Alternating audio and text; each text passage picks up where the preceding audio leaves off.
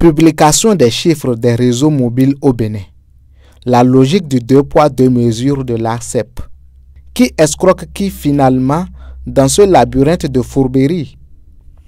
Le rapport 2024 de l'Autorité de régulation des communications électroniques et de la poste ARCEP sur les télécoms au Bénin a de quoi laisser perplexe.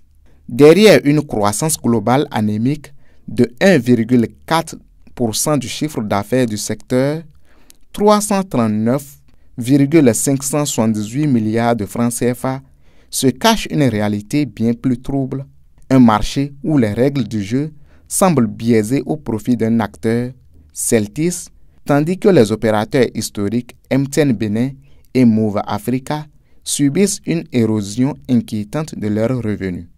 MTN Bénin et Move Africa en perte de vitesse. L'ARCEP a-t-elle fermé les yeux?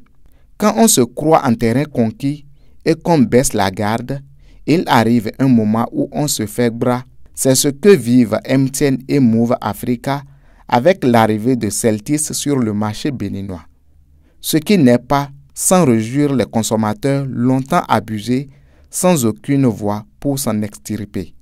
La chute vertigineuse de MTN Bénin, moins 16,4%, passant de 223,3 à 186,7 milliards de francs CFA, et le recul de Move Africa, moins 1,8%, interroge. Ces baisses s'expliquent-elles uniquement par une concurrence déloyale ou par une régulation défaillante? MTN, pourtant leader historique, semble être étranglé par un environnement fiscal et réglementaire de plus en plus hostile. Move Africa, bien que moins touché, voit sa rentabilité grignotée dans un marché où les marges se resserrent. Pendant ce temps, Celtis affiche une progression spectaculaire, plus 350% en un an, de 12,3 à 55,4 milliards de francs CFA. Une performance qui interpelle, d'autant plus que cet opérateur est sous le coup d'un redressement fiscal pour des milliards de francs CFA impayés. Celtis, l'enfant chéri de l'ARCEP, comment expliquer une telle progression alors que Celtis est accusé de ne pas s'acquitter de ses obligations fiscales? Plusieurs hypothèses s'imposent. 1. Des facilités réglementaires. L'ARCEP a-t-elle accordé des conditions préférentielles à Celtis, tarifs, licences, délais de paiement au détriment de ses concurrents? 2. Un dumping fiscal toléré. Alors que l'administration fiscale tente de récupérer des milliards dus par Celtis, comment cet opérateur peut-il continuer à prospérer sans être inquiété? 3. Une concurrence faussée. MTN et Move supportent des charges fiscales lourdes, tandis que Celtis semble évoluer dans une impunité financière. L'ARCEP, un régulateur à la dérive.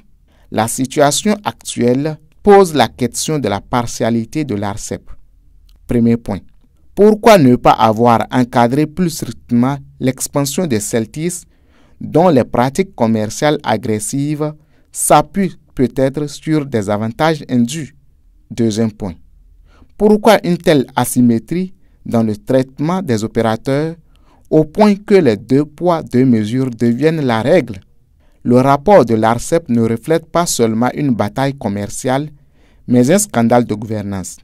Tandis que MTN et Move voient leurs recettes s'effriter, Celtis prospère dans l'opacité fiscale. L'État béninois est-il en train de se faire doubler par un opérateur qui ne paye pas ses impôts avec la complicité passive du régulateur? Il est temps que les autorités enquêtent sur ces dysfonctionnements. Car, dans ce labyrinthe de fourberie, ce sont in fine les caisses publiques et les consommateurs qui risquent de payer la note. Akilou Yakubu.